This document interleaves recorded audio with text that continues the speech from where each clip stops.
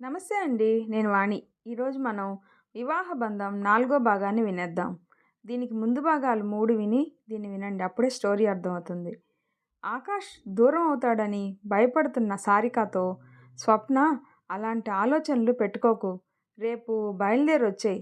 తర్వాత ఏం చేయాలో ఆలోచిస్తాం. సారిక సరే ఉంటాను, అమ్మొస్తుంది అని ఫోన్ పక్కన పెట్టింది. జానకి ఇంకా పడుకోలేదా? త్వరగా పడుకో. రేపు వెళ్ళాలి కదా. సారిక వెళ్ళనా అయితే? థ్యాంక్స్ అమ్మా. జానకి వెళ్ళు కానీ త్వరగా ఎగ్జామ్స్ అవగానే వచ్చాయి. సారిక సరే అమ్మా అని చెప్పి వెళ్ళి పడుకుంది. సారిక బయలుదేరి వెళ్ళి ఆకాష్కి ఫోన్ చేసి బీచ్కి రమ్మని అక్కడ ఎదురు చూస్తూ ఉంది. ఆకాష్ ఆలోచిస్తూ బైక్ తీసి స్టార్ట్ చేసి బయలుదేరాడు. దారిలో తను సారికకి ఏం చెప్పి ఒప్పించాలి అని, ఆమె ఎలా అయినా రోహిత్ని పెళ్లి చేసుకోవాలి, లేకపోతే వాడు ఎప్పటికీ జీవితంలో తను కోరుకున్నది ఏదీ తనకు దక్కదు అని బాధపడుతూ ఉంటాడు. పెళ్ళి చేసుకోను అంటూ ఉండే తను సారికాను చూడగానే ఇష్టపడి పెళ్లి చేసుకోవడానికి ఒప్పుకున్నాడు. ఏమైనా సరే సారికాను ఒప్పించాలి, తప్పదు. నాకు అంత ప్రేమను పంచి పెద్ద చేసిన మా పెదనాన్న కుటుంబం కోసం నేను సారికాను వదులుకోక తప్పదు. అంతే అని కళ్ళల్లో వస్తున్న నీళ్లు ఆపుకుంటూ తన దగ్గరికి చేరుకున్నాడు. సారిక ఆకాష్ కోసం చూస్తూ ఉంది. ఆకాష్ని చూసి తన దగ్గరికి పరుగున వెళ్ళి తన గుండెలపై వాలిపోయింది. ఆకాష్ సారిక అలా పట్టుకోగానే తన్ను కొంచెం దూరంగా పెడుతూ, సారిక ఏదో చెప్పాలి అన్నావు, ఏమిటి చెప్పు? సారిక ఏమైంది ఆకాష్, నన్ను దూరం పెడుతున్నావు? 2 రోజులకే నాపై ప్రేమ తగ్గిపోయిందా?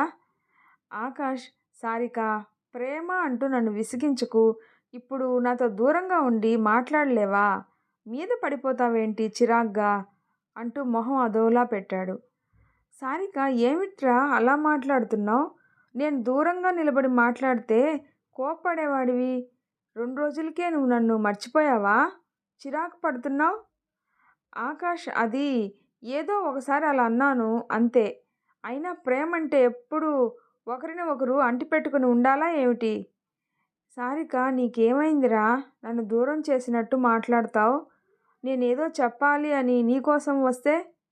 ఆకాష్, ఏం చెప్పాలో త్వరగా చెప్పు. అవతల నాకు చాలా పనుంది.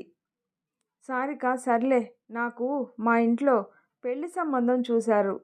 అబ్బాయి వాళ్ళు నన్ను ఇష్టపడుతున్నారు.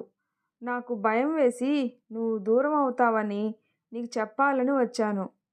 ఆకాష్, పెళ్ళా? ఓ కంగ్రాట్స్. ఎప్పుడు? చాలా మంచి విషయం చెప్పావు. సారిక అదేమిటి మంచి విషయమా నీకు? నేను ఇంకా పెళ్ళికి ఒప్పుకోలేదు.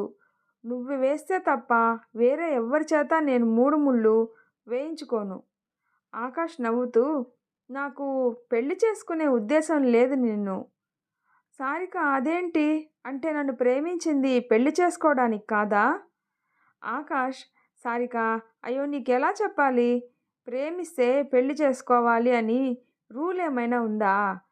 సారిక ఏడుస్తూ ఏమైంది? నువ్వు నన్నెందుకు దూరం పెడుతున్నావు? నీ మాటలతో నేనంటే నీకు ఇష్టమే కదా? ఆకాష్, ఇష్టమే సారిక. పెళ్లి చేసుకునే అంత ఇష్టం కాదు. సారిక అయితే ఇన్నాళ్ళు నాతో ఇష్టం వచ్చినట్టు ఎక్కడికి రమ్మంటే అక్కడికి నేనేం చెప్తే అది ఎందుకు చేశావు? ఆకాష్ నవ్వుతూ, ఓ సారిక, మీ పల్లెటూరు అమ్మాయిలందరూ ఇలానే ఉంటారా? సిటీలో ఇవి పెద్ద విషయం కాదు. నువ్వు ఎంజాయ్ చేసావు, నేను ఎంజాయ్ చేశాను అంటూ భుజాలపై చేయి వేశాడు. సారిక ఏడుస్తూ, చీ వెధవా, అంటే నువ్వు నన్ను ఒక ఆట వస్తువులా చూస్తున్నావు. నీలాంటి వాడి కోసం నేను మా అమ్మా నాన్నల మాట కాదు అని నిన్ను చేసుకోవాలి అనుకున్నాను. నువ్వు ఎలాంటి వాడివో తెలిసింది కదా. ఇంక నీకు నాకు ఎటువంటి సంబంధం లేదు. నేను ఆ అబ్బాయినే పెళ్లి చేసుకుంటాను. గుడ్ బై అంటూ వెళ్ళిపోయింది. ఆకాష్ కళ్ళల్లో వస్తున్న నీళ్లు ఆపుకుంటూ, చాలా మంచి నిర్ణయం, పెళ్లి చేసుకో, బాయ్ అన్నాడు. స్వప్న సారిక ఏడుస్తూ రావడం చూసి, ఏమైంది? ఆకాష్ ఏమన్నాడు? ఆ కళ్ళల్లో నీళ్ళేమిటి చెప్పు? సారిక, స్వప్న, ఆకాష్ నన్ను ప్రేమించలేదు, నన్ను వాడుకున్నాడు అంతే అంటూ జరిగిన విషయం చెప్పింది. స్వప్న, అలాంటిదేమీ అయి ఉండదు, ఏదో జరుగుంటుంది, అందుకే ఆకాష్ అలా అన్నాడు. నువ్వంటే ఆకాష్కి ప్రాణం. నిన్ను విడిచి ఉండలేడు. నిన్ను ఏడిపించాలి అని ఆట పట్టిస్తున్నాడు. సారిక ఏడుస్తూ, ఏమో ఎందుకు ఇలా చేస్తున్నాడో, నేనంటే ఇష్టం లేదు అన్నాడు కదా, నేనింక తనను పట్టించుకోను.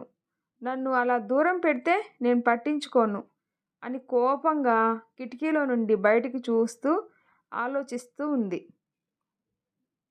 ఆకాష్ అక్కడ కూర్చొని ఏడుస్తూ, ఐ మిస్ యూ సారిక, నన్ను క్షమించు బంగారం, ఈ జన్మకి నీకు నేను దూరంగా ఉండవలసిందే. అప్పుడే ఫోన్ వస్తుంది స్వప్న నుండి. ఆకాష్, ఏమైంది అసలు? నీకు సారికాని నువ్వెందుకు దూరం పెడుతున్నావు? అసలు నువ్వు సారికాని అంత తేలిగ్గా వదిలి ఉండలేవు. ఏదో జరిగింది, చెప్పు నాకు అయినా అంటూ అడుగుతూ ఉంది. ఆకాష్, అలాంటిదేం లేదు. అయినా ప్రేమిస్తే పెళ్లి చేసుకునే ఉండాలా? పెళ్లి చేసుకోకుండా కూడా ఉండొచ్చు కదా అంటూ ఇష్టం వచ్చినట్టు మాట్లాడుతూ ఉన్నాడు. స్వప్న, అసలు నువ్వు ఇంతకు ముందు నేను చూసిన ఆకాష్వేనా?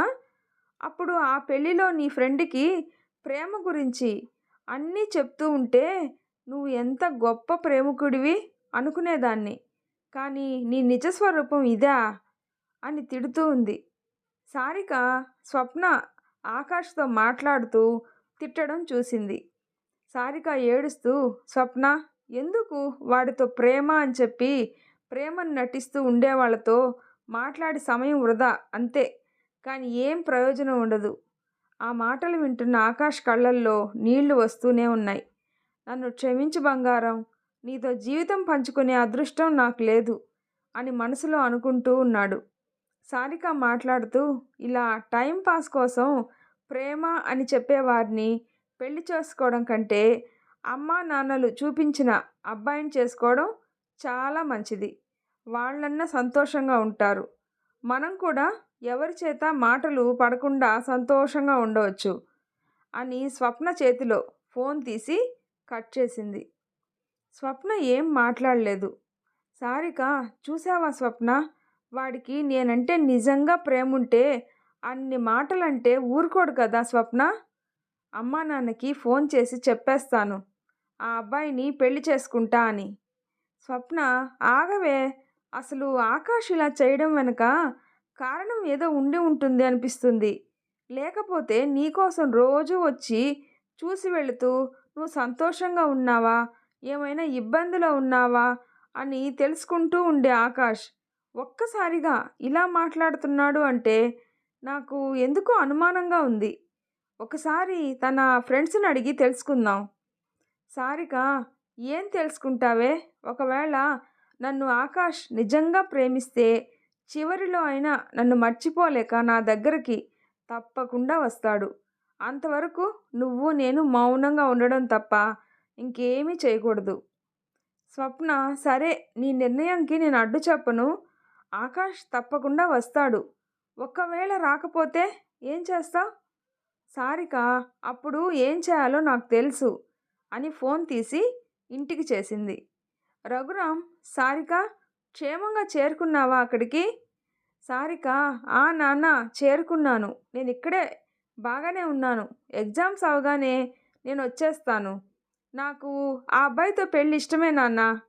రఘురామ్, చాలా మంచి వార్త చెప్పావు తల్లి. సరే, ఎగ్జామ్స్ అవ్వగానే చెప్పు, ముహూర్తం పెట్టేయాలి కదా. సారిక, అలానే నాన్న, మీ ఇష్టం, మీరు ఎప్పుడంటే అప్పుడు పెళ్లి చేసుకుంటాను అని పెట్టేసింది. రఘురామ్, జానకి, అమ్మాయి ఫోన్ చేసిందే. జానకి, అవునా, క్షేమంగా చేరుకుందా అక్కడికి? ఏం మాట్లాడారు మరి? అమ్మాయి పెళ్ళికి ఒప్పుకున్నది. మీరు ఎప్పుడంటే అప్పుడు పెళ్లి చేసుకుంటాను, మీ ఇష్టం అని చెప్పింది. జానకి, అవునా, చాలా మంచి వార్త చెప్పారు. అయితే వాళ్ళకి ఫోన్ చేసి చెప్పండి. వాళ్ళు మన ఫోన్ కోసం పాపం ఎదురు చూస్తూ ఉంటారు కదా. రఘురామ్, అవునే, నిజమే, ముందు వాళ్ళకి ఈ విషయం చెప్పాలి కదా అని ఫోన్ చేయడానికి వెళ్తుంటే జాహ్నవి, ఎవరికి నాన్న ఫోన్ చేయాలి అంటున్నారు? రఘురామ్, అదే అమ్మా, మీ అక్కను చూసుకోవడానికి వచ్చారు కదా వాళ్ళకి. మీ అక్క పెళ్ళికి ఒప్పుకున్నది. జాహ్నవి, ఏమిటి, అక్క పెళ్ళికి ఒప్పుకుందా? నిజమేనా? రఘురాం నిజమే అంటే ఇప్పుడే మాట్లాడింది అని ఫోన్లో మాట్లాడుతూ హలో జగన్నాథం గారు అని వెళ్ళిపోతారు. జాహ్నవి అక్కకి ఏమైంది? తను ఆకాష్ అనే అబ్బాయిని ఇష్టపడుతున్నా అని చెప్పి మళ్ళీ ఈ అబ్బాయితో పెళ్ళికి ఎందుకు ఒప్పుకుంది? ఏమిటి? అని ఆలోచిస్తూ గదిలోకి వెళ్ళి అక్కకి ఫోన్ చేస్తుంది. సారిక జాహ్నవి ఏమిటి? ఏం చేస్తున్నావు? చెప్పు ఫోన్ చేశావే? ఏమైనా చెప్పాలా చెల్లి? జాహ్నవి నేను కాదు నువ్వే చెప్పాలి. ఏమిటి పెళ్ళి నాకు ఇష్టమే అని పెళ్ళి ఎప్పుడంటే అప్పుడు చేసుకుంటా మీ ఇష్టం అని అన్నావంట నాన్నగారితో. ఏమైంది నీకు? మనసులో ఒకరిని పెట్టుకొని ఆ అబ్బాయిని ఎలా చేసుకుంటావే? సారిక ఏడుస్తూ ఏం చెప్పాలో తెలియక మౌనంగా ఉంది. జాహ్నవి అక్క ఏమైంది? ఎందుకు ఏడుస్తున్నావు? చెప్పు బాగానే ఉన్నావా? నువ్విప్పుడు నేను బాగానే ఉన్నాను అని జరిగిన విషయం అంతా చెప్పి ఏడుస్తూ ఉంది. జాహ్నవి అంటే నిన్ను ఆ అబ్బాయి ప్రేమించా అని ఇప్పుడు నిన్ను మోసం చేశాడు అంతే కదా? పట్నం అబ్బాయిలను త్వరగా నమ్మలేం. జరిగింది ఒక పీడకల అని మర్చిపో. ఇంకా ఏడవకు. రోహిత్ గారిని పెళ్లి చేసుకొని హ్యాపీగా ఉండు. సరే అమ్మొస్తుంది బాయ్. సారిక సరే బాయ్ అని పెట్టేసింది. ఆకాష్ ఇంటికి వెళ్ళి గదిలోకి వెళ్తూ ఉంటే పద్మ ఆకాష్ని పిలుస్తుంది. ఆకాష్ చెప్పమ్మా ఏమైనా పనా? పద్మ పొద్దున్నుండి ఎక్కడికి వెళ్ళావురా? ఇంటికి రాలేదు. భోజనం చేసావా బయటైనా లేదా? ఆకాష్ ఆలోచిస్తూ తిన్నానమ్మా. పద్మ ఏం తిన్నావురా? మొహం చూస్తే ఏమీ తినలేదు అని అర్థమవుతుంది. ఎక్కడికి వెళ్ళావు అసలు? వెళ్ళి స్నానం చేసిరా. రోహిత్ కూడా ఇప్పుడే వచ్చాడు. అందరూ కలిసి భోజనం చేస్తాం. ఆకాష్ ఏం మాట్లాడకుండా సరే అమ్మా అని లోపలికి వెళ్ళిపోయాడు. ఆకాష్ బాధపడుతూ సారిక ఫోటో చూస్తూ గదిలో కూర్చొని ఆలోచిస్తూ ఉన్నాడు. సారికకి దూరంగా ఉండాలి. ఇక్కడుంటే తనను మర్చిపోలేను. గుర్తుకు వస్తే చూడాలి అని హాస్టల్కి వెళ్ళాలి అని అనిపిస్తుంది. అమెరికా వెళ్ళిపోయి చదువు పూర్తి చేయాలి. అక్కడ చదువులో పడితే సారికను మర్చిపోతాను. రోహిత్ ఆకాష్ అని పిలుస్తూ రావడం విని ఆకాష్ వస్తున్నాను రోహిత్ అని ఫ్రెష్ అయ్యి బయటికి వస్తాడు. అప్పుడే జగన్నాథం గారు సంతోషపడిపోతూ పద్మ త్వరగా స్వీట్స్ తీసుకో అని పద్మకి తినిపిస్తారు. ఏమైందండి? ఏమిటి ఈ సంతోషానికి కారణం ఏమిటి అంటూ తింటూ అడుగుతుంది. పద్మ చెప్తాను ఉండు. ఆకాష్ రోహిత్ ఎక్కడున్నారు? వాళ్ళని కూడా రమ్మని చెప్పు. భోజనాలు రెడీనా? త్వరగా వడ్డించు. రోహిత్ ఆకాష్ వస్తూ జగన్నాథం ఆనందం చూసి ఏమైంది డాడీ అంతా సంతోషంగా కనిపిస్తున్నారు? జగన్నాథం రోహిత్ వచ్చావా? రా కూర్చోండి. మీ అందరికీ గుడ్ న్యూస్.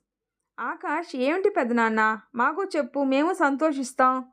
రోహిత్ ఏమిటి డాడీ త్వరగా చెప్పండి. జగన్నాథం స్వీట్ పెడుతూ రోహిత్తో రఘురామ్ గారు ఇప్పుడే ఫోన్ చేశారు. వాళ్ళకి మనతో సంబంధం కలుపుకోవడం ఇష్టమే అంట. త్వరగా ముహూర్తం పెట్టించేయమని కూడా చెప్పారు.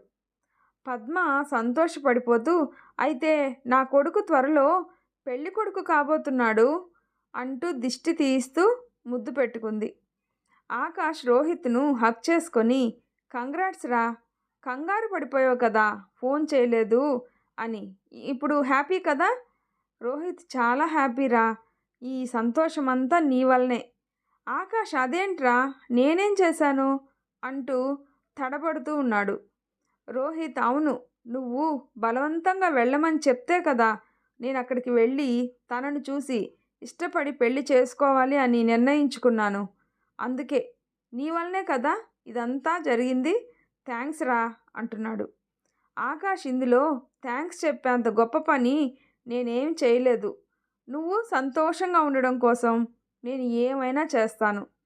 రోహిత్ నాకు తెలుసురా. నువ్వు నా కోసం నీకు ఇష్టమైన క్రికెట్ను వదులుకొని నాతో పాటు అమెరికా వచ్చావు. అప్పుడే కాదు చిన్నప్పటి నుండి నా కోసం నువ్వు నీకు ఇష్టమైన బట్టలు ఇష్టమైన వస్తువులు నేను కావాలి అంటే నాకు ఇచ్చేసేవాడివి. ఆకాష్ చాలేరా ఇంకా. నేను నీ కోసం చేసింది పెద్ద విషయం కాదు. నువ్వు నా అన్నయ్యవి. నేను నా అన్నయ్య కోసం ఆ మాత్రం కూడా చేయలేనా? సరే పెదనాన్న. అమ్మ, రోహిత్, మీ అందరికీ ఒక విషయం చెప్పాలి. రోహిత్, చెప్పరా? ఏమిటి ఈ విషయం అన్నాడు. తర్వాత ఏం జరుగుతుందో నెక్స్ట్ పార్ట్లో తెలుసుకుందాం. ఈ వీడియో నచ్చితే ప్లీజ్ లైక్ చేసి షేర్ చేయండి, సబ్స్క్రైబ్ చేసుకోండి. స్టోరీ ఎలా ఉందో తప్పకుండా కామెంట్ చేయండి. Thanks for listening.